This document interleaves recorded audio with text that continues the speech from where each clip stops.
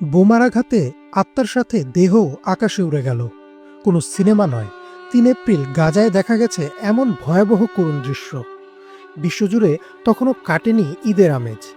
এর মধ্যেই আবারও মৃত্যুপুরীতে রূপ নিল গাজা। অসংখ্য নিষ্পাপ শিশু ও নারী হারিয়েছেন প্রাণ। তবে বরাবরের মতোই চুপ রয়েছে বিশ্বের বড় বড় মানবাধিকার সংস্থাগুলো। ৪০ বছর বয়সী ফিলিস্তিনের বাসিন্দা হিমাম আল রিফি ধ্বংসস্তূপ থেকে একে একে বের করছেন এক নবজাতকের পরনের কাপড়।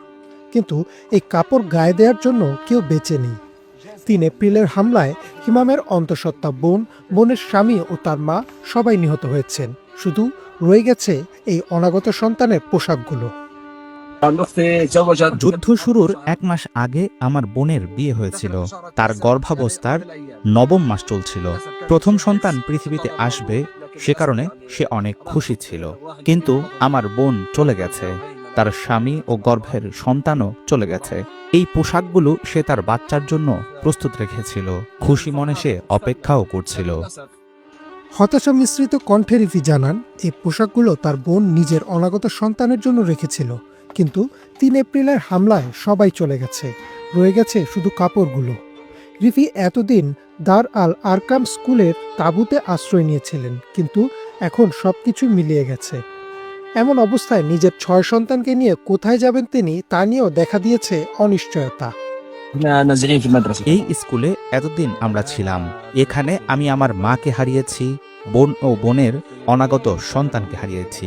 ধ্বংসস্তূপের নিচ থেকে যে মরদেহগুলো বের করেছি, তারা সবাই নিরীহ ও বেসামরিক লোক। তাদের কাছে কোনো অস্ত্র বা অবৈধ কিছুই ছিল না।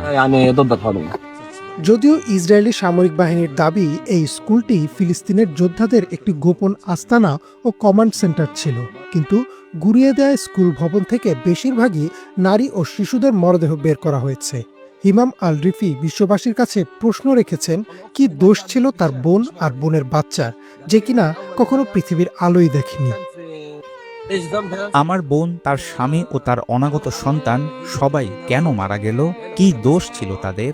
সেই বাচ্চাটার কি দোষ ছিল? সে তো কখনো পৃথিবীর আলো দেখার সুযোগই পেল না। অবশ্য তারা সবাই এখন আল্লাহর কাছে নিশ্চিন্তে আছে।